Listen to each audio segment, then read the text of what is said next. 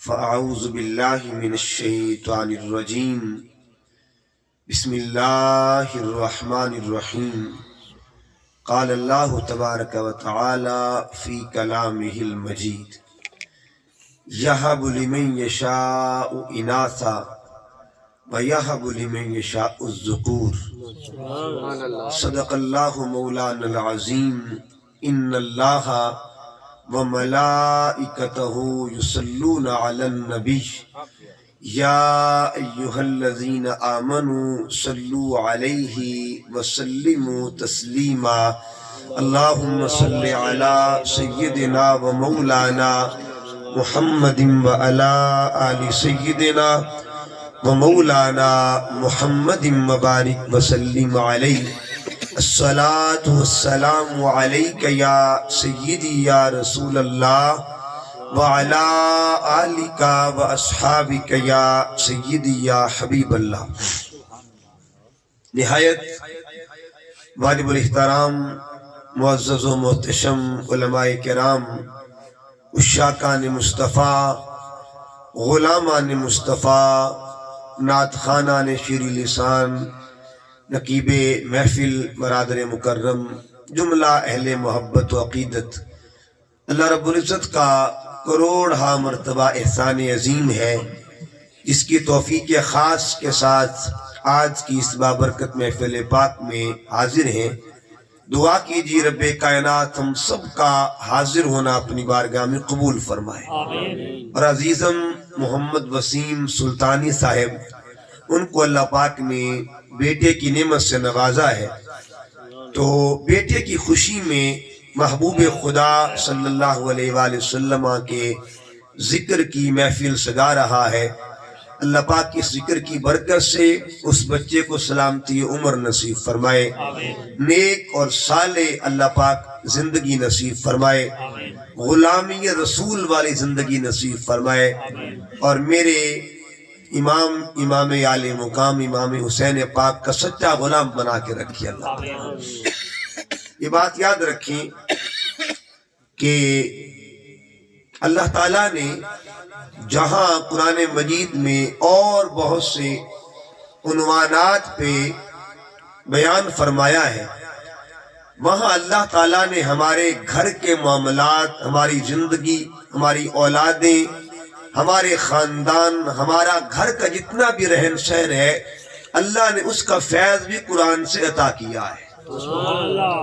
قرآن مجید میں اللہ تعالیٰ نے سورہ شورى، یہ 25ویں پارے کی سورت ہے، اس کے آیت نمبر 39 میں فرمایا یَہَبُ لِمَن يَشَاءُ إِنَاثًا، اللہ جس کو چاہے بیٹی عطا کرتا ہے. وَيَهَبُ لِمَن يَشَاءُ الذُّكُورَ، اور جس کو چاہتا ہے وہ بیٹا عطا کرتا ہے. یعنی ایک ہی آیت ہے اور ایک آیت میں اللہ نے دو عطاؤں کا ذکر کیا ہے. بیٹی بھی اللہ کی طرف سے اور بیٹا بھی اللہ کی طرف سے. اللہ کی ایک عطا کو بیٹی کہتے ہیں اور ایک عطا کو بیٹا کہا جاتا ہے.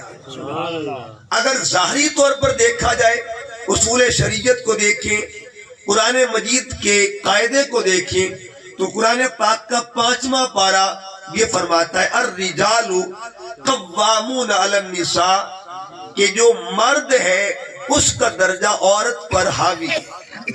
مرد کو فوقیت ہے، مرد غالب ہے، مرد کا درجہ زیادہ ہے. قرآن مجید کو پڑھیے گا، لیکن یہاں جب اللہ پاک نے ترتیب بیان فرمائی تو اللہ نے پہلا ذکر بیٹی کا کیا ہے، دوسرا ذکر بیٹے کا کیا.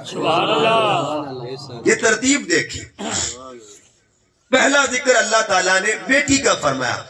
یہ نہیں کہا یَہَبُ لِمَن يَشَاءُ الذُّكُورَ وَيَهَبُ لِمَن يَشَاءُ إِنَاثًا، بلکہ یوں فرمایا یَہَبُ لِمَن يَشَاءُ إِنَاثًا، اللہ جس کو چاہے بیٹی عطا کرتا ہے.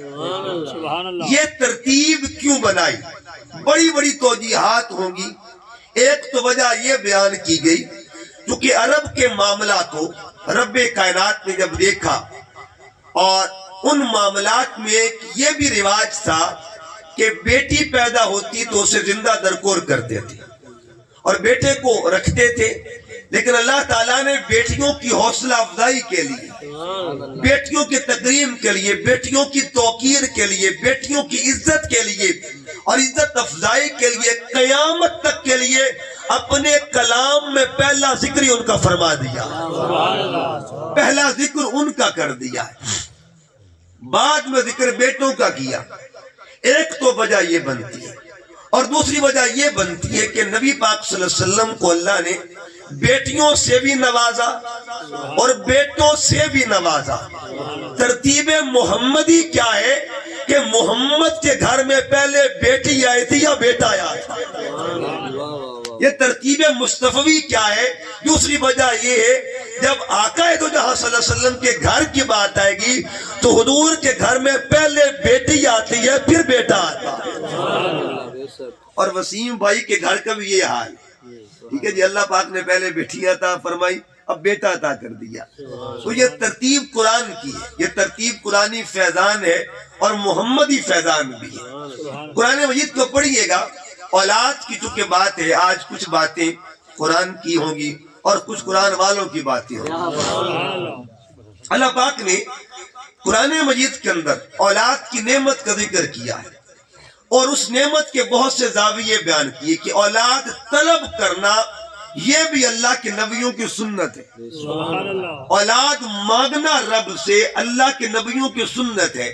اچھا، اولاد مانگنا اللہ کے نبیوں کا طریقہ ہے، اولاد مخلوق ہی ہوتی ہے نا، تو مانگنے والا بھی مخلوق، ٹھیک ہے جی، جو چیز مانگی جا رہی ہے وہ بھی مخلوق۔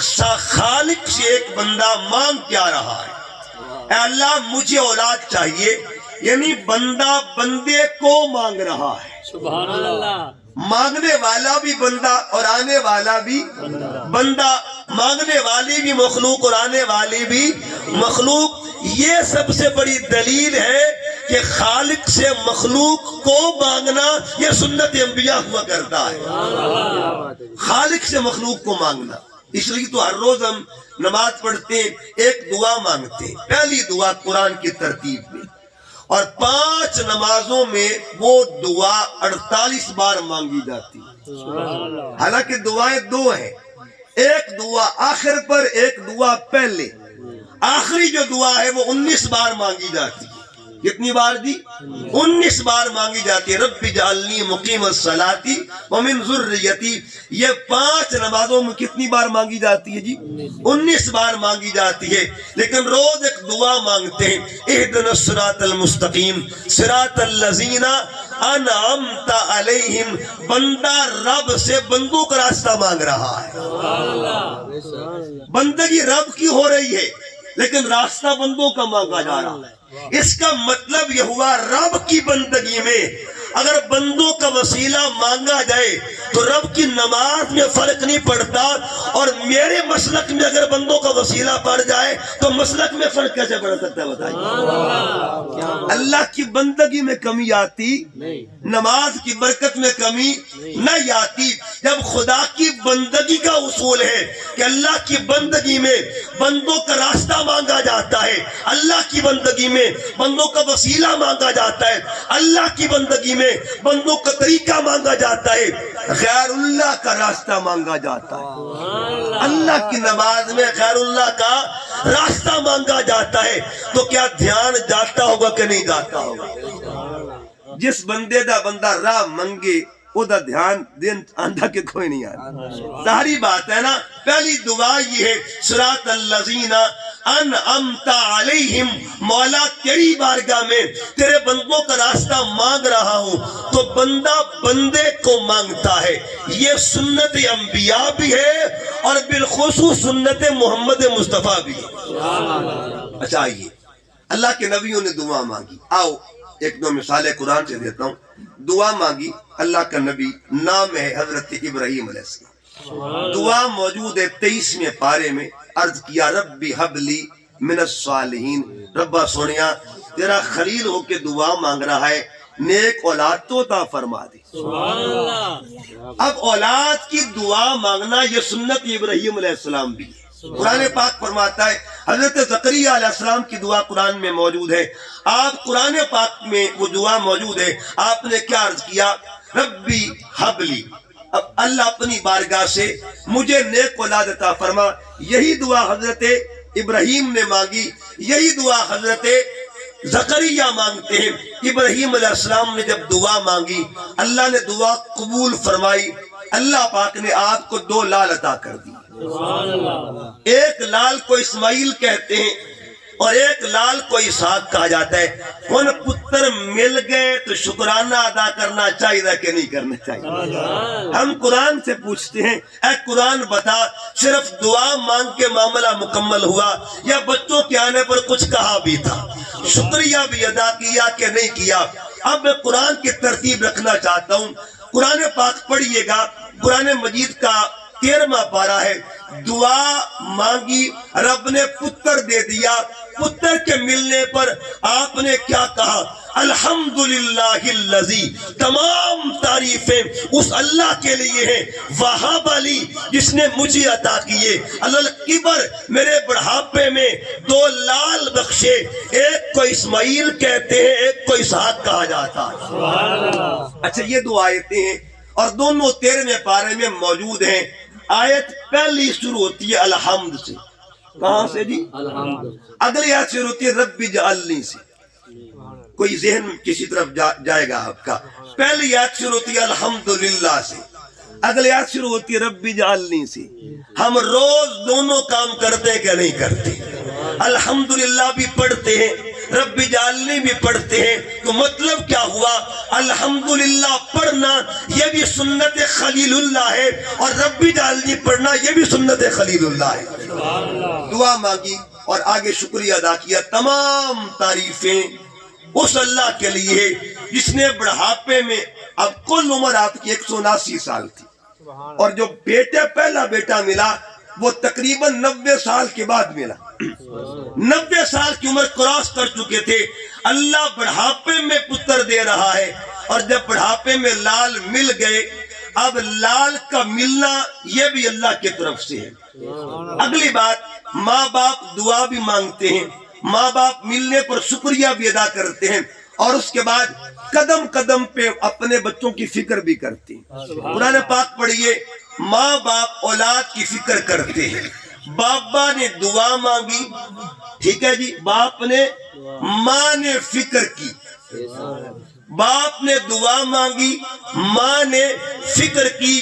قیامت تک کے لیے اللہ نے نمازوں کے اندر باپ کی دعا کو رکھا ہوا ہے اور حج و عمرہ میں ماں کی فکر کو رکھا ہوا ہے. فکر کیا کی؟ ایک بی بی ہے, ایک ماں ہے, اس کی گود میں بیٹا ہے, بچہ کو پیاس لگتی ہے, ماں فکر مند ہو جاتی ہے کہ میرے لال کا کیا بنے گا. ماں نے اس بچے کو پتھر پر لٹایا اور خود پانی کی تلاش میں نکلتی ہے, چکر لگاتی ہے, پھر آ کے لال کو دیکھتی ہے, پھر جاتی ہے, پھر لال کو دیکھتی ہے.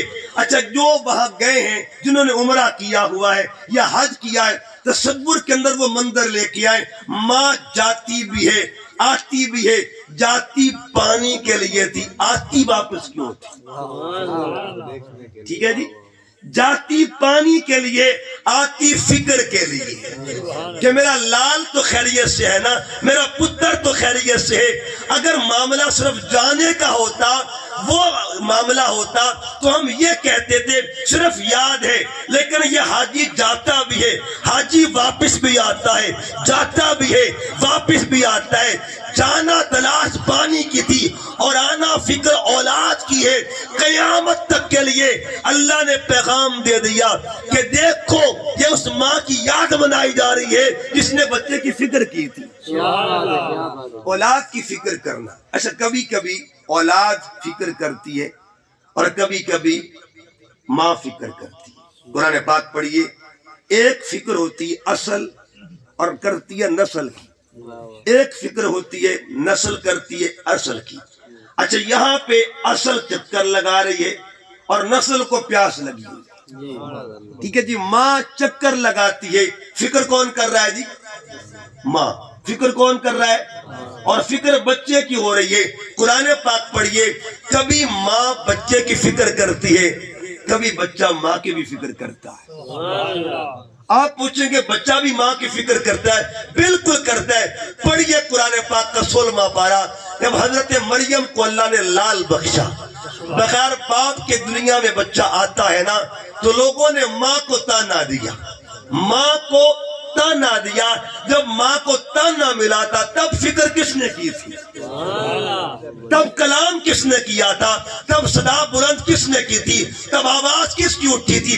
پڑھیے قرآن پاک۔ جب لوگوں نے کہا یا مریم لقد جئت شیئا فریا، مریم بچہ لے کر کہاں سے آ گئی؟ سبحان اللہ۔ ایک بی بی ہو، پاک دامنہ ہو، پاکیزہ بی بی، طیبہ ہو، طاہرہ ہو، کاملہ ہو، عارفہ ہو، صادقہ ہو، مزکیہ ہو، اس بی بی کو تانا ملے کہ اے مریم بچہ لے کر کہاں سے آ گئی؟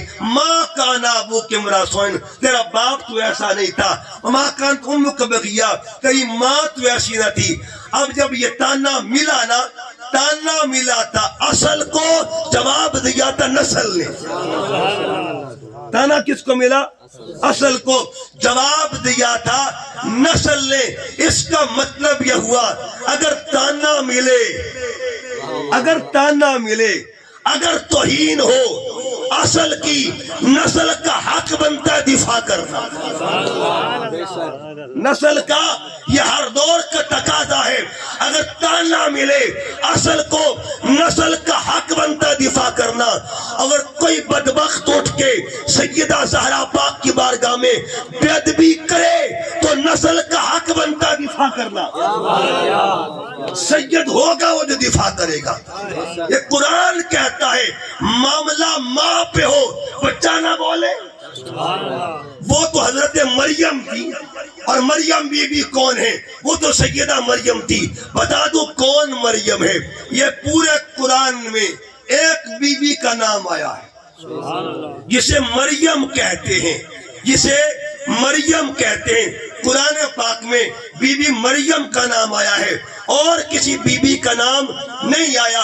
اگر کوئی سوال اٹھا دے مریم بی بی کا نام تو آیا ہے، بی بی فاطمہ کا نام کیوں نہیں آیا؟ سیدہ پاک کا نام کیوں نہیں آیا؟ تو جواب سنیے گا، جس کا نام قرآن میں آئے اسے مریم کہتے ہیں، جس کے گھر میں قرآن آئے اسے بطول زہرا کہا جاتا ہے۔ ان کو سیدہ فاطمہ الزہرا کہا جاتا ہے۔ جن کے گھر میں قرآن آئے ان کو بطول پاک کہتے ہیں۔ تو بات دور نہ نکل جائے، تانا ملا اصل کو، جواب دیا نسل نے۔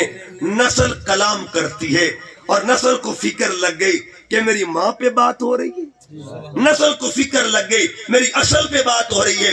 اب نسل نے کلام کر کے کیا؟ پڑھیے قرآن پاک کا وہ خطبہ، آپ نے ماں کی گودی میں خطاب کیا کہ خبردار میری ماں کی پاک دامنی پہ انگلی مت اٹھانا، انی عبداللہ، میں تو اللہ کا بندہ بن کے آیا ہوں۔ آتانی الکتاب، اللہ نے مجھے کتاب دی ہے، وجعلنی نبیہ، اللہ نے مجھے نبی بنایا ہے، اینما کنت اوصانی بالصلاۃ والزکاۃ ما دمت حیا، میں جہاں بھی رہوں گا ماں کا فرما بردار بن کے رہوں گا۔ یہ پنگھوڑے میں کلام ہو رہا ہے، پنگھوڑے میں بات ہو رہی ہے۔ اللہ بچپن کا ذکر کر رہا ہے، گویا اللہ پاک اپنے نبیوں کے بچپن سے محبت بھی کرتا ہے، ان کا ذکر بھی فرماتا ہے۔ اچھا، بات ہو رہی تھی فکر کی۔ فکر کے بعد اگلا درجہ ہے تربیت کا۔ ماں باپ تربیت کرتے ہیں اپنی اولاد کی۔ اچھا، یہاں ایک اور بات میں نے عرض کیا کہ فکر ہوتی ہے اصل کی اور نسل کی۔ ایک مثال اور دیتا ہوں، یہ سورۃ یوسف پڑھ کے دیکھیے۔ خواب دیکھا تھا نسل نے اور فکر لگ گئی اصل کو۔ سمجھ آ رہی بات؟ خواب دیکھا تھا نسل نے، فکر ہو گئی اصل کو۔ قرآن پاک کے لفظ پڑھیے گا، حضرت یوسف علیہ السلام نے خواب دیکھا اور آ کے اپنے بابا سے بات کی، ابا جان سے بات کی، یا ابتی انی رأیت احد عشر کوکبا والشمس والقمر رأیتہم لی ساجدین۔ بابا جان میں نے خواب دیکھا ہے کہ ستارے مجھے سجدہ کر رہے ہیں، چاند سورج مجھے سجدہ کر رہے ہیں۔ جب یہ بات ہوئی نا، اب فکر کا جملہ سنیے، کہا یا بنیا، او میرے پتری یوسف، لا تقصص رؤیاک، یہ خواب بھائیوں کو علی اخوتک، اپنے بھائیوں کو مت بتانا، قرآن پیغام دے رہا ہے کہ فکر کیا ہوتی ہے اور فکر کون کرتا ہے، قیامت تک کے لیے بتا دیا۔ اولاد کی فکر کرنا سنت انبیاء ہوا کرتا ہے۔ اچھا، فکر کی بات کے بعد اگلا لمحہ تربیت کا، پھر تربیت ہوتی ہے۔ تربیت کا ذکر بھی قرآن پاک، اب بچہ بڑا ہونے لگا تو ماں باپ نے چاہا اس کی تربیت کی جائے۔ تربیت کا ذکر بھی قرآن پاک میں۔ تربیت کیسے ہوتی ہے؟ مثلا جیسے اللہ پاک ان کے بچے کو جوان کرے، بڑا ہو جائے، آپ بھی بیٹوں والے بیٹھے ہیں، اولادوں والے بیٹھے ہیں، باپ کا مقصد یہ ہوتا ہے اگر میں نیک کام کر رہا ہوں نا تو میرا بیٹا بھی ساتھ اس نیک کام میں شامل ہو، مقصد ہوتا ہے نا۔ یہ تربیت کا حصہ ہوتا ہے۔ قرآن پاک پڑھیے، اللہ پاک نے ابراہیم علیہ السلام سے فرمایا اے ابراہیم میرا گھر تعمیر کر۔ آپ اکیلے کر سکتے تھے، تنہا بھی کر سکتے تھے، لیکن ساتھ لگایا کس کو؟ کہ چل پتر اسماعیل چلیے۔ بابا کہاں جانا ہے؟ رب نے حکم دیا ہے، نوکری کرنی ہے، خدمت کرنی ہے، اس کی تابعداری کرنی ہے، فرما برداری کرنی ہے، اس کے حکم پہ عمل کرنا ہے۔ قرآن پیغام دیتا ہے۔ کون تھا جو گالا لگا رہا تھا؟ کون تھا جو اینٹیں پکڑا رہا تھا؟ اس کا مطلب یہ ہوا ایک سین ہے، دو وجود ہے، ایک بابا ہے، ایک بیٹا ہے۔ پیغام کیا مل رہا ہے؟ جو کام میں کرتا ہوں نا میرا جی چاہتا ہے یہ کام میرا پتر بھی کرے۔ جس رب کی نوکری میں کرتا ہوں میرا لال بھی اس رب کی نوکری کرے، جس رب کی فرما برداری میں کرتا ہوں۔ یہی وجہ ہے یہ جو روز ہم دعا مانگتے ہیں اس کا ترجمہ پڑھیے۔ آپ نے کیا دعا مانگی تھی؟ ربی جعلنی مقیم الصلاۃ ومن ذریتی۔ یہ دو حصوں کو پر غور کریں۔ اے اللہ مجھے نمازی بنا اور میرے اولاد کو نمازی بنا۔ یہ تربیت ہوتی ہے۔ اگر آپ نماز کی طرف جا رہے ہیں نا اولاد کو ساتھ لے کے چلنا، اگر آپ نیک کام کر رہے ہیں اولاد کو ساتھ لے کے چلنا۔ قرآن پیغام دیتا ہے اولاد کی دعا مانگنا یہ بھی سنت انبیاء ہے، اولاد کے ملنے پر شکریہ ادا کرنا یہ بھی سنت انبیاء ہے، اولاد کی فکر کرنا یہ بھی سنت انبیاء ہے، اور اولاد کو نیک کاموں میں شامل کرنا یہ بھی سنت انبیاء ہے۔ چلیے اب آگے میں نے قرآن سے مثالیں دے دی، اب آئیے حدیث کی طرف آتے ہیں۔ اللہ پاک نے اولاد عطا فرمائی اور میرے پاک نبی صلی اللہ علیہ وسلم کا حکم ہے۔ یہ جو آج ہم کوئی پوچھے جی وسیم بھائی نے اپنے بچے کی خوشی میں میلاد کیوں منایا؟ سبحان اللہ۔ ہمارے جتنے بھی بچے ہیں پیدا ہوتے ہیں نا، مسلمان کے گھر میں جتنے بچے پیدا ہوتے ہیں کوئی بچہ بھی ذکر مصطفیٰ کے بغیر آگے جاتا ہی نہیں، ٹھیک ہے نا۔ ابھی وہ پیدا ہوتا ہے پہلی بات آتی جی مولوی صاحب کو بلا کے لائے، کیا کرنا جی؟ کان میں اذان دلوانی ہے۔ اذان میں کس کس کا ذکر ہوتا ہے؟ اچھا کان میں اذان کیوں دلوانی ہے؟ بے وجہ کیا ہے؟ اس نے نماز تو بھی پڑھنی نہیں، شریعت تو پابندی لگاتی ہے کہ بچہ 7 سال کا ہو تب نماز کا حکم دو، اگر بچہ 10 سال کا ہے تب سختی کرو۔ یہ تو 7 گھنٹے کا بھی نہیں ہوا، اس کے کان میں اذان کیوں دی جا رہی ہے؟ کوئی مقصد تو ہونا، کوئی حکمت تو ہونا۔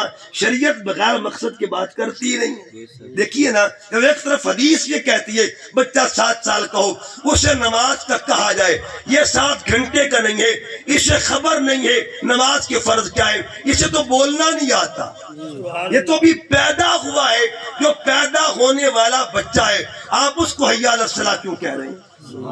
جو پیدا ہونے والا بچہ ہے آپ اس کو حی علی الفلاح کیوں کہہ رہے ہیں؟ ابھی پیدا ہوا ہے، پیدا ہوتے ہی اس کے کان میں آواز آتی ہے اللہ اکبر اللہ اکبر، اس کے کان میں آواز آتی ہے اشہد ان لا الہ الا اللہ، اس کے کان میں آواز آتی ہے اشہد ان محمد رسول اللہ۔ یہ مبارکبادیاں دی جا رہی ہیں۔ سبحان اللہ۔ دیکھیے نا یہ روح جو ہوتی ہے نا جب یہاں آتی ہے تو بچہ آ کے روتا ہے۔ سبحان اللہ۔ پرائے دیش میں کوئی آ جائے نا، اجنبی ماحول میں کوئی آ جائے، ظاہری بات ہے وہ روتا تو ہے نا۔ اس اجنبی کو اپنا ماحول پچھلا یاد دلانے کے لیے کوئی تو اسے سنانا چاہیے نا۔ تو کتوں دا مسافر ہے، آیا کتوں ہے، ٹھکانہ ترقی آئی۔ اس لیے تو سلطان باہو رحمۃ اللہ علیہ فرماتے ہیں نا کن فیکون جدا فرمایا اسودو بھی کولے ہاسے ہو کالو بلاسی کنی چھڑیا کوئی گونگے ڈورے ناسے ہوں ایک لا مکان مکان آزادہ ایک آن بتاوج پاسے ہوں نفس پلید پلید تکیتا کوئی اصل پلید تے ناسے سبحان اللہ روح بیگانے وطن میں آ گئی بیگانے دیش میں آ گئی ہے اب وہ جب پرائے دیش میں کوئی آئے نا ڈر تو لگتا ہے نا اسے غیر مانوس ماحول جب اسے ملتا ہے ڈر تو لگتا ہے اب اس انس کو بحال رکھنے کے لیے اس کے کان میں آواز آتی ہے اللہ اکبر اللہ اکبر اب اس کو سکون ملتا نہیں نہیں میں پرائے وطن میں نہیں آیا وہاں بھی ذکر خدا کا تھا یہاں بھی ذکر خدا کا ہے وہ بولی دوبارہ سنائی گئی وہ سبق صبح دوبارہ دہرایا گیا اب چلو یہ کوئی پوچھ لے جی چلو یہاں تک تو بات آئی اشہد ان لا الہ الا اللہ کی بات آ گئی اشہد ان محمد رسول اللہ کی اسے کہا جاتا ہے کیا یہ بھی پیچھے بولی تھی بالکل بولی تھی امام سیوطی رحمۃ اللہ علیہ فرماتے ہیں جب اللہ پاک نے کل روحوں کو جمع کیا اور ان سے پوچھا لست بربکم اے روحوں بتاؤ کیا میں تمہارا رب نہیں ہوں تو کہتے روحیں خاموش ابھی بولی نہیں تھی روح کلام ابھی نہیں کر رہی تھی سب سے پہلے ایک روح نے نمائندگی کی ایک روح نے امامت کی ایک روح وہ تھی جس نے پہلا کلام کیا اس کے کلام کے بعد باقی مقتدی بولے اس امام کو ذات محمد مصطفیٰ کہا جاتا ہے روح محمد نے وہاں بھی امامت کروائی تھی بلا کہنے میں سب سے پہلے حضور علیہ السلام نے بلا فرمایا کہنے کا مقصد بچہ پیدا ہوتا ہی حضور کے نام کے ساتھ جڑ جاتا ہے حضور کے نام کی نسبت کے ساتھ لگ جاتا ہے اچھا یہ نسبت صرف نام تک نہیں ہوتی کہا نہیں ابھی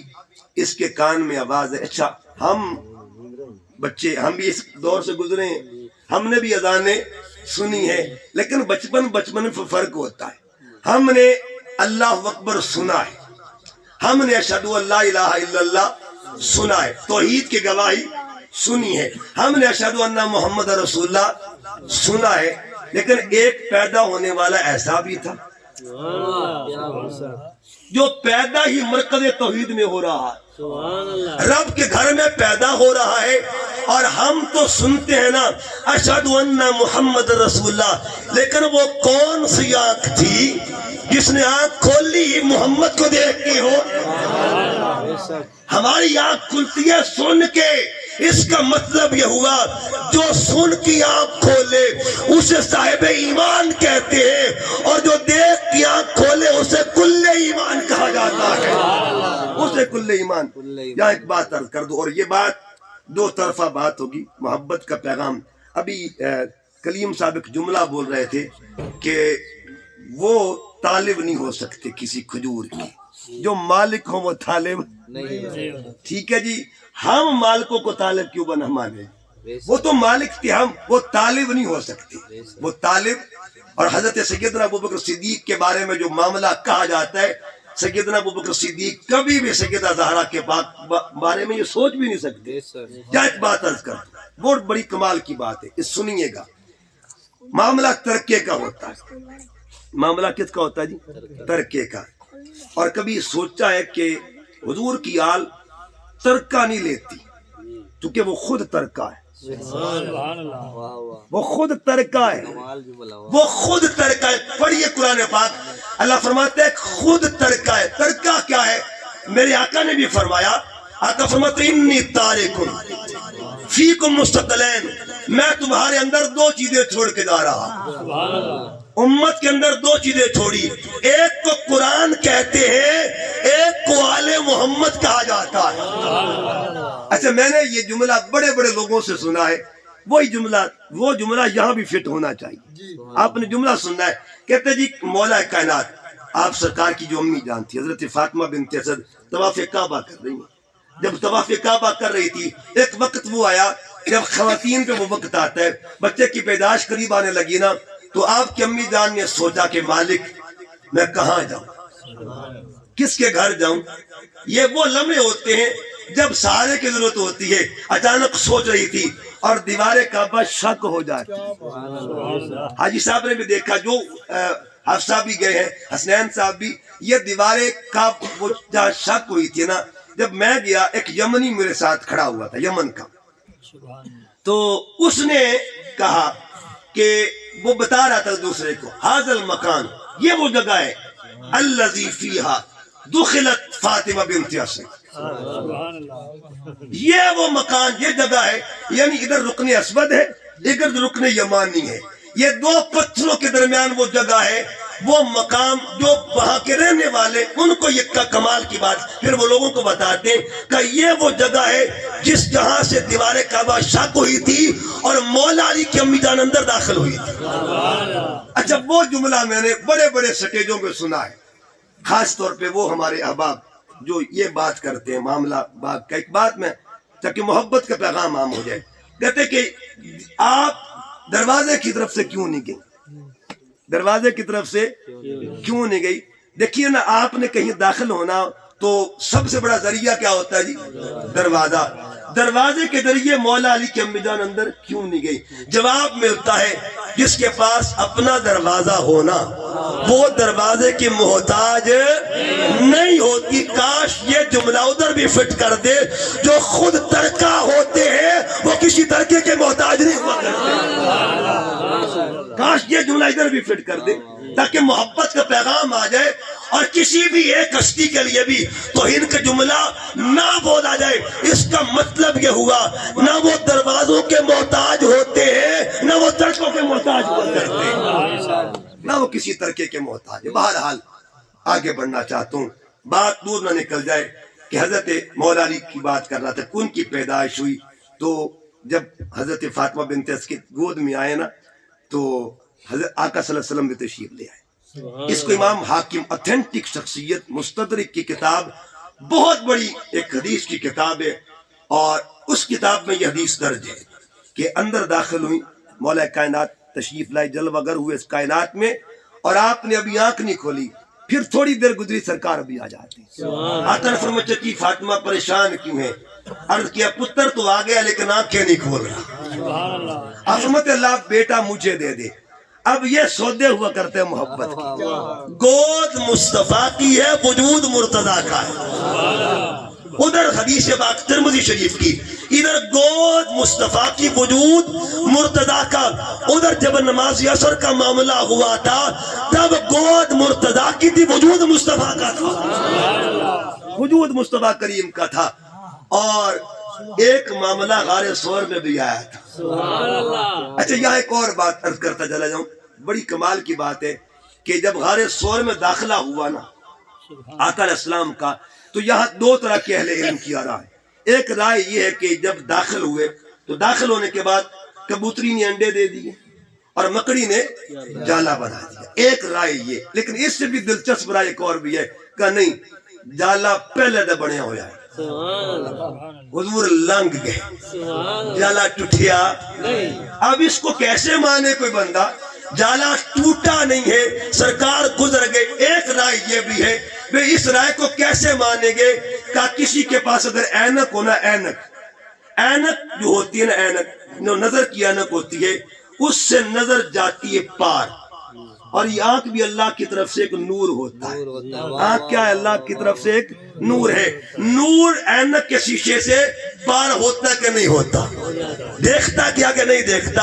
وہ ایک نور ہے، عام بندے کا نور، وہ پار ہو جائے تو شیشہ سلامت رہتا ہے، اور نور محمد پار ہو جائے تو جالا سلامت کیوں نہیں ہو سکتا؟ جالا سلامت کیوں نہیں ہو سکتا؟ بہرحال بات دور نہ نکل جائے، پھر کوئی کہے نہیں جی چلو اے مان لیا، سرکار لنگ گئے، جالا سلام۔ ابو بکر صدیق بھی لنگ گیا نا، اور وہاں تو سیدنا ابو بکر صدیق پہلے گزرے تھے۔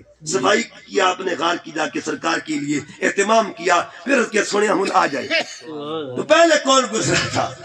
کہتے ہیں اگر معاملہ پہلے ٹوٹ جاتا تب بھی نہیں ٹوٹا۔ یاد رکھیے جو آقا ہوتا ہے نا وہ غلام پہ رنگ چڑھا دیتا۔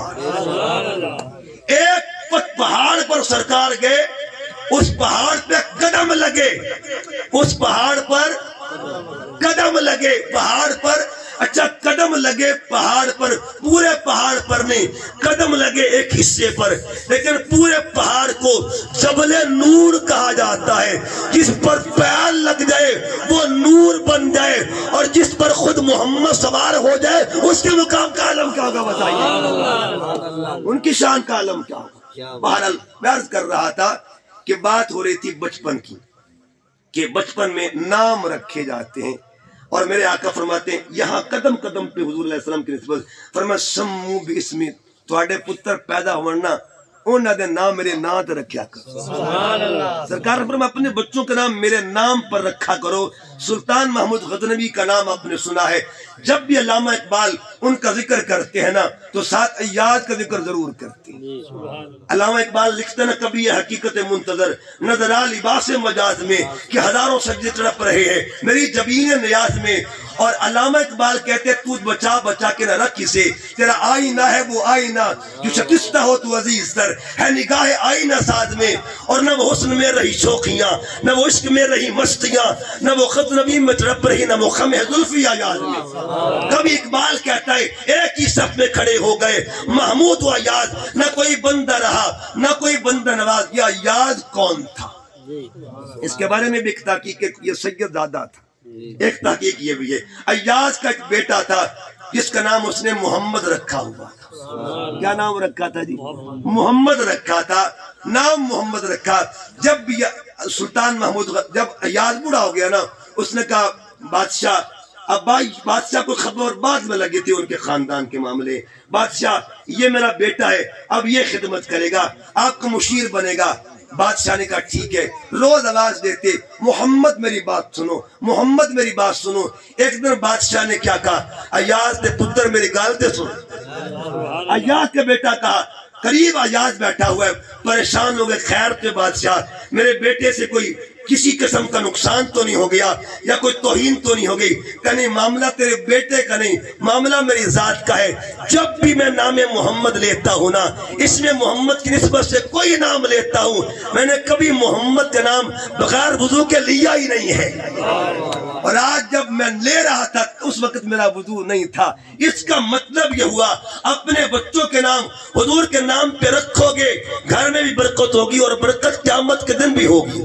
اہل محبت نے ایک بات اور کی ہے کہ قیامت کے دن اللہ تعالیٰ اپنے محبوب سے فرمایا یا محمد، اتنا کہے گا نا تو حضور اللہ کی حضور حاضر ہوں گے تو جتنے لوگوں کے نام محمد ہوں گے وہ بھی ساتھ چل پڑیں گے، ان میں کئی گناہگار بھی ہوں گے۔ فرشتے کہ تہاڈا نام نہیں لیا پیچھے مڑو، جاؤ پیچھے جاؤ۔ جب یہ بات ہوگی نا ادھر سے آواز ہے کہ آ لینے دو، جار کے نام پہ آگے ہیں تو حضرت خواجہ سلیمان توسوی رحمۃ اللہ علیہ ان کی بڑی پیاری بات ہے، اور توسا شریف یہ آستانہ یہ مرشد خانہ سیال شریف کا، اور سیال شریف مرشد خانہ گولڈا شریف کا، یعنی گولڈا شریف کا دادا پیر خانہ ہے، دادا مرشد خانہ ہے۔ حضرت شاہ سلیمان توسوی رحمۃ اللہ علیہ کا آپ ذمہ دار تھے تو آپ کے کھیت میں روز کوئی آ کے رات کو نا وہ آ کے معاملہ کر جاتا، کوئی اپنے جانور چرا کے چلا جاتا، تو آپ نے ایک بندے کو وہاں بھی ڈیوٹی لگائی، لیکن وہ بندہ کبھی سو جاتا کبھی معاملہ ہو جاتا۔ آپ نے ایک دن فرمایا ٹھیک ہے آج رات میں خود ڈیوٹی دوں گا، دیکھنا کیڑا ہم دے خود حضرت شاہ سلیمان توسوی کھڑے ہو گئے، اور جو بندہ آ رہا تھا جانور لے کے اس کا نام تھا محمد بخش۔ کیا نام تھا جی؟ محمد بخش۔ تو جب ہلچل مچی نا تھوڑی سی کھیت کے اندر، آپ نے پوچھا کیڑا ہے؟ اتنا کہا نا اس نے عرض کہ حضور محمد وہ جس طرح کہتے ہیں محمد اتنا کہا نا آپ وجد میں آ گئے۔ آپ نے فرمایا یہ محمد تے وقت چرا راج کے چرا۔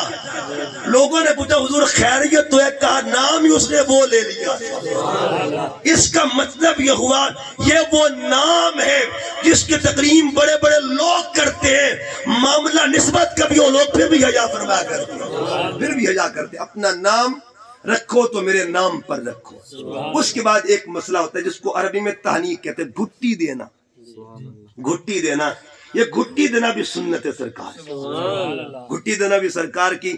حسنین کریمین جب اس کائنات میں جلوہ گر ہوتے ہیں نا تو ان کو گھٹی کہاں سے ملی تھی؟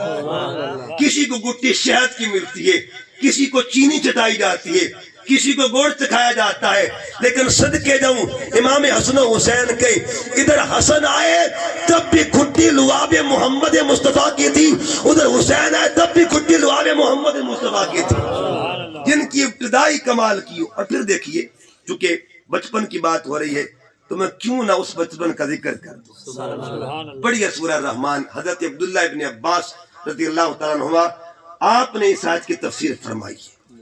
جب قرآن پاک کی یہ سورت آپ نے پڑھی مرج البحرین یلتقیان، دو سمندر آپس میں ملتے ہیں. یلتقیان کہتے ہیں لقاء ملاقات کو.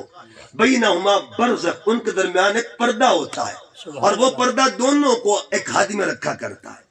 حضرت عبداللہ ابن عباس فرماتے ہیں یہ دو سمندر کون سے ہیں؟ یہ دو سمندر کون سے ہیں؟ اس آیت میں اصل کا بھی ذکر ہو رہا ہے، نسل کا بھی ذکر ہو رہا ہے. یہ دو سمندر کون سے ہیں؟ آپ کو نے جواب دیا بحرین سے مراد کون سے ہیں؟ یہ دو سمندر کون سے ہیں؟ فرمایا ایک وہ بحر ہے جس کو بحر ولایت کہتے ہیں، ایک وہ بحر ہے جس کو بحر طہارت کہا جاتا ہے. حضور بحر ولایت کون ہے، بحر طہارت کون ہے؟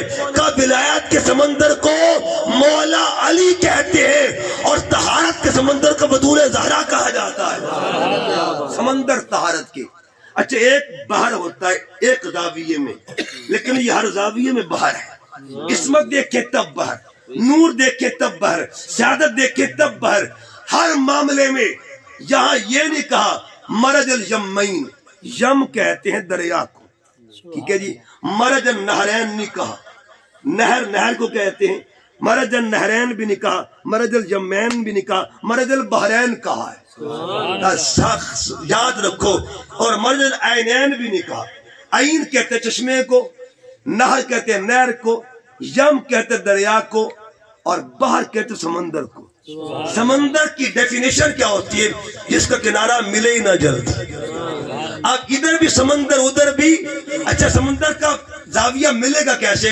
اب میرے حضور نے ایک جملہ بولا، اس جملے میں اس سمندر کا ذکر ہو جائے گا. آقا فرماتے من کنت مولا ہو فہذا علی مولا، جس کا محمد مولا ہے اس کا علی مولا ہے. اس کا اب حد آپ خود دیکھ لیں کتنی ہو سکتی. چونکہ پیچھے ذات مصطفیٰ آ گئی. اب آقا علیہ السلام نے دوسرا مقام بیان کیا، اور دوسرے مقام کو سننے سے پہلے قرآن کی دو آیتیں پڑھتے ہیں. ایک آیت سنیں الحمدللہ رب العالمین. عالمین کے لفظ پہ غور کرنا ہے. دوسری آیت وما ارسلناک الا رحمۃ للعالمین. عالمین کہاں ہے یہ آپ خود ہی سوچ لیں. اب تیسری حدیث پاک سنیے. آقا فرماتے فاطمہ تو سیدہ تو نساء العالمین. اب زاویے تین بنے. جو تمام جہانوں کا رب ہے اس کو اللہ کی ذات کہتے ہیں. جو تمام جہانوں کی رحمت ہے اس ذات کو ذات محمد کہتے ہیں. جو تمام جہانوں کی عورتوں کی سردار ہے اسے بطول زہرا کہا جاتا ہے. اچھا یہ معاملہ صرف دنیا تک نہیں، ایک سٹیج قیامت کے دن بھی لگے گا. ایک میدان. یہاں تو معاملے آئیں بائیں شائیں ہو جاتے ہیں نا، وہاں کوئی آئیں بائیں شائیں نہیں ہوگی. وہاں تین اعلان ہوں گے. ایک اعلان ہوگا لمن الملک اليوم للہ الواحد القہار. آج کس کی بادشاہی کا دن ہے؟ جواب آئے گا آج قہار کی بادشاہی کا دن ہے. اگلا اعلان ہوگا اجلس یا محمد هذا المقام المحمود. سونے بے جا اس میں مقام محمود آ گئے. کرسی آپ کی ہے، سٹیج آپ کا ہے. تیسرا اعلان ہوگا یا اہل معاشر، اے معاشر کے کل لوگوں غضوا ابصارکم، اپنی نظریں جھکا لو، ونکسوا رؤوسکم، اپنے سر نیچے کر لو، حتی تمر فاطمہ بنت محمد، محمد مصطفیٰ کی بیٹی گزرنے والی. مرج البحرین، دو سمندر ملتے ہیں. اگلی آیتوں میں جا کے آتا ہے یخرج منہما، ان دو سمندروں میں سے دو موتی نکلتے ہیں. اللؤلؤ والمرجان، ایک موتی کو لولو کہتے ہیں، ایک کو مرجان کہتے ہیں. ایک کو لولو ایک کو مرجان کہتے ہیں.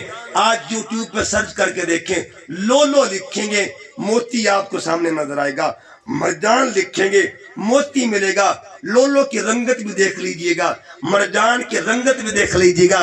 اس کا مطلب پیدا ہوتے ہی جن کے فیصلے ہو جائیں انہیں حسنین کریمین کہا جاتا ہے.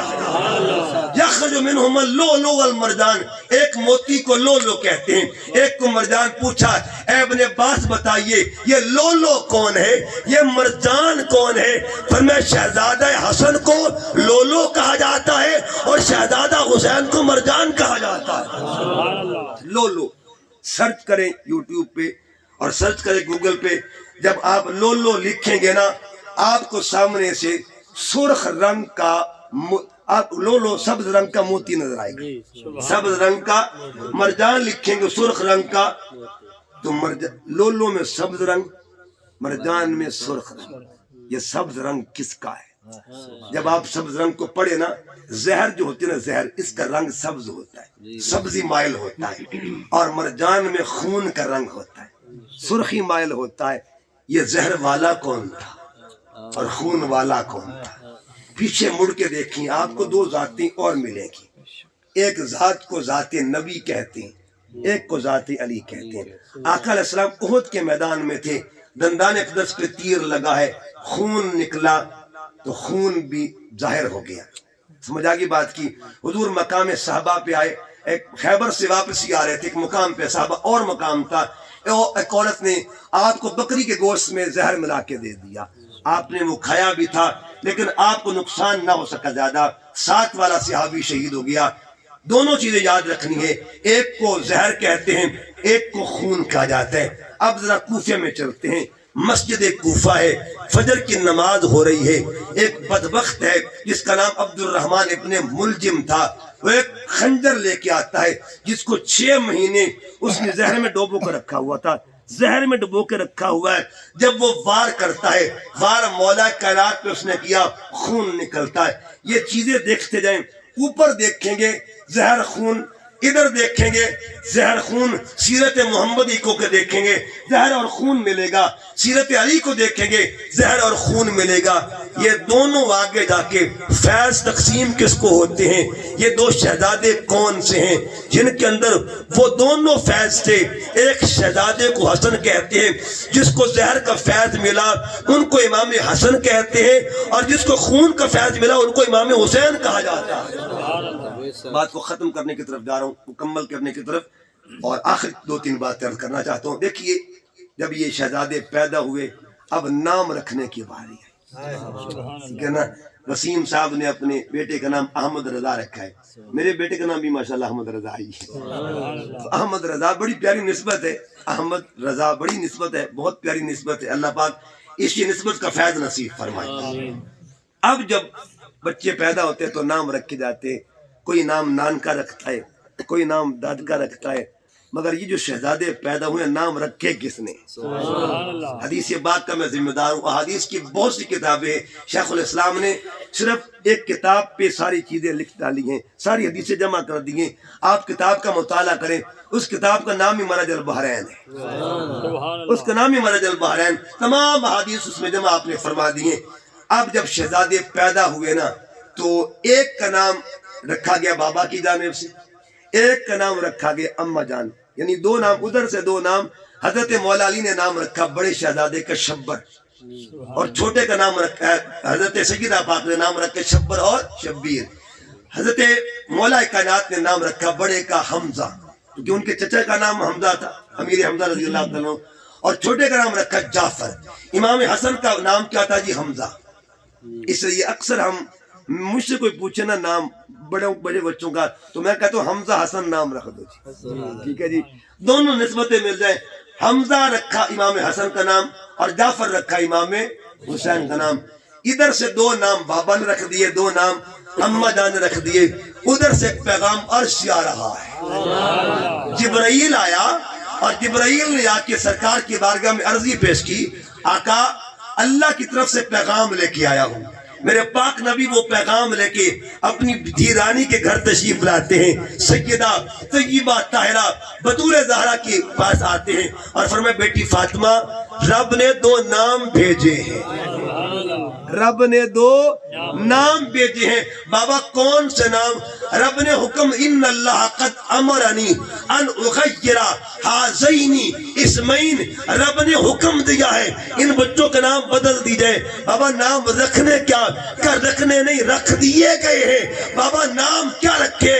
کہ جس کا رب نے نام حسن رکھا ہے اور حسین رکھا ہے ان بچوں کو فاطمہ الزہرا کے لال کہا جاتا ہے. اچھا بابا نام بھیجے کہاں سے؟ اگلی بات بھی پوچھ لی. آقا فرماتے یہ نام جنت سے آئے، یہ نام اللہ نے. اچھا بابا جنت میں نام کس کے تھے؟ غلمان میں کسی کا نام حسن تھا کا نہیں؟ فرمایا نہیں. غلمان میں کسی کا نام حسین؟ فرمایا نہیں. پھر بابا نام آئے کہاں سے؟ فرمایا اللہ نے جنت سے نام بھیجے. اب جو اہل محبت بات کرتے، شیخ الاسلام نے اس پہ پوری گفتگو کی ہے. فرماتے اللہ پاک کی جنت میں دو پردے ہیں نور کے. کس کے پردے ہیں جی؟ نور کے پردے. اور ہم تو نور مانتے ہیں نا، کیونکہ ہم یہ پڑھتے ہیں تیری نسل پاک میں ہے بچہ بچہ. اچھا دو نور کے پردے تھے. ایک پردے کو پردہ حمد کہتے ہیں، ایک پردے کو پردہ حسن کہا جاتا ہے. اللہ نے ایک نام اس وقت نکالا جب حمد کا پردہ کھولا، دو نام نکالے. ایک نام کو نام محمد کہتے ہیں، ایک کو حمد کہا جاتا ہے. اور جب نور کا پردہ ظاہر کیا، حسن کا پردہ، تو دو نام نکالے. ایک کو حسن کہتے ہیں، ایک کو حسین کہا جاتا ہے. بچے اللہ کی نعمت ہوا کرتے ہیں. بچپن اللہ کی نعمت ہے. اللہ سب کے بچوں کی خیر فرمائے. ایک پیغام اور فکر دے کے بات کو ختم کرنا چاہتا ہوں. ایک دن حضرت فاروق اعظم رضی اللہ تعالیٰ عنہ بازار میں جا رہے تھے. سامنے ایک بچہ کھڑا ہوا تھا. بچہ کھڑا ہوا ہے تو کافی سارے بچے دوسرے طرح وہ ڈر کے بھاگ گئے. ہیبت جلال روب تھا، ڈر کے بھاگ گئے. ایک بچہ کھڑا رہا ٹیک کے، اور کھڑا بھی راستے میں. فاروق اعظم آئے تو انہیں پوچھا بھی تو کیوں نہیں بھاگا، ڈرا کیوں نہیں ہے؟ اس نے کہا سرکار دو باتیں، ایک تو میں نے جرم کوئی نہیں کیا اور دوسرا راستہ کھلا ہوا ہے. نام اس بچے کا تھا عبداللہ بن زبیر. اور یہ بچہ کون تھا؟ حضرت ابوبکر صدیق کے نواسے تھے. جب یہ بات آپ نے سنی نا، فرمایا طاقت دستی بھئی صدیق دا خون. اس کا مطلب یہ ہوا بچوں کی محبت، بچوں کے اندر تربیت، بچوں کا کمال. اور پیغام یہ ہے کہ بچے جو ہوتے ہیں نا ان کے بارے میں آقا علیہ السلام نے فرمایا، اس حدیث کا مفہوم بیان کر کے آقا فرماتے ہیں اپنے بچوں کو تین چیزیں سکھاؤ. ادبوا اولادکم ثلاث خصال، اپنے بچوں کو تین عادتیں سکھاؤ. یہ تو حدیث ہے نا، تین عادتیں سکھاؤ. حدیث سرکار کون کون سی؟ فرمایا حب نبیکم، اپنے بچوں کو اپنے نبی کی محبت سکھاؤ. حب اہل بیت ہی، اہل بیت محمد کا ادب سکھاؤ. تیسرا وحب وقراءۃ القرآن، اور اپنے بچوں کو قرآن سکھاؤ. اپنے بچوں کی تربیت کرو. ایک تربیت کی بات عرض کر کے بات کو مکمل کرتا ہوں. میری بات گفتگو ختم ہو چکی ہے. حضرت مالک بن دینار اللہ کے ولی گزرے ہیں. آپ گزر رہے تھے، راستے میں دیکھا ایک بچہ بیٹھا کھیل رہا ہے. بچپن میں ہم بھی کھیلا کرتے تھے. وہ مٹی کا گھر بنایا کرتے تھے اپنے پیروں کے اوپر اور پھر اسے گرا دیا کرتے تھے. وہ بہلول دانا والی جو عادت ہے نا، تو وہ بچہ گھر بنا رہا ہے. مالک بن دینار گزرے. آپ نے سوچا کہ بچہ مٹی میں کھیل رہا ہے، اس کے کپڑے میلے ہو رہے ہیں، خیال کہ اس کو ہٹاؤں، منع کرو اس کو، مٹیوں سے نہیں کھیلا کرتے. قریب جانے لگے نا، دل میں سوچا پہلے اس کو سلام کروں گا پھر اس کو روکوں گا. پھر سوچتے تھے کہ سلام کروں گا تو جواب نہیں دے گا، بچہ ہے سمجھ بوجھ نہیں رکھے گا. بہرحال کشمکش میں آگے بڑھتے کہا السلام علیکم ورحمۃ اللہ. بچہ اپنی مستی میں گم تھا. اس نے نگاہ اٹھائی اور جواب دیا وعلیکم السلام یا مالک بن دینار. جب مالک بن دینار نے اپنا نام سنا تو مالک بن دینار کانپ گئے. کہا بیٹے تو نے میرا نام کہاں سے سنا ہے؟ بتائے میں کون ہوں. آپ وہ بچہ کہتا ہے مالک تو اتھوں دی گل کردا ہے، میں پچھوں دے جاندا تھا، میں تجھے ازل سے جانتا ہوں. اب یہ بچہ کہہ رہا میں تجھے پہلے دن سے جانتا ہوں. آپ کہتے ہیں میں کانپ گیا، یہ بچہ ہے کون؟ میں نے کہا بیٹے یہ بتا کہ اگر تجھے اتنا علم حاصل ہے، تجھے اتنا شعور ہے، تو میں کچھ سوال کرنا چاہتا ہوں. کہ مالک پوچھ جو پوچھنا چاہتا ہے، پوچھ جو پوچھنا چاہتا ہے. آپ نے پوچھا بتا نفس کس کو کہتے ہیں اور عقل کس کو کہا جاتا ہے؟ فرمایا جو سلام سے روکے اسے نفس کہتے ہیں، اور جو سلام پہ ابھارے اسے عقل کہا جاتا ہے۔ آپ کہتے ہیں ایک جواب پر پسینے چھوٹ رہے تھے، کہا بیٹے یہ بتا یہ تم مٹی سے کیوں کھیل رہا ہے؟ کہ مالک تو نے قرآن نہیں پڑھا؟ رب نے قرآن میں فرمایا منہا خلقناکم وفیہا نعیدکم ومنہا نخرجکم، بنایا بھی مٹی سے ہے اور لے کے جانا بھی مٹی میں، اٹھانا بھی مٹی سے۔ مالک بندے کو اوقات بھولنی نہیں چاہیے اپنی۔ جب یہ بات ہوئی نا، کہا بیٹے کپڑے میلے ہو جاتے ہیں نہ کھیلا کر مٹیوں سے، کہا مالک دعا کر تن میلا ہو جائے، خیر ہے کسی کا من میلا نہ ہو۔ اتنی بات کی تو کہا بیٹے بتا اتنا علم، اتنا کمال، اتنا فہم، اتنا ادراک بتا سیکھا کہاں سے ہے؟ تیری تربیت گاہ کہاں سے ہے؟ کون کی تربیت گاہ جہاں سے تو نے پڑھا ہے؟ کہ مالک اپنا کمال کوئی نہیں ہے، اپنے اندر کوئی کمال نہیں ہے۔ کہ پھر کمال کس کا ہے؟ کہ میرے باپ دادا جس گھر کی نوکری کرتے تھے نا ان کو امام زین العابدین کہا جاتا ہے۔ اب کوئی پوچھے چھوٹا سا بچہ ہو کر اتنی بڑی باتیں جان لے، یہ کیسے ہو سکتا ہے؟ کیونکہ عقل بھی پھر بڑے بڑے سوال کرتی ہے۔ پڑھیے قرآن پاک، اس بچے کی نسبت یوسف علیہ السلام سے ہو جائے نا، ان کے دور سے ہو جائے، اس بچے کو اللہ پاک زبان بھی دیتا ہے، دلائل کی طاقت بھی دیتا ہے، یوسف علیہ السلام کی پاک دامنی کی گواہی کا کمال بھی دیتا ہے۔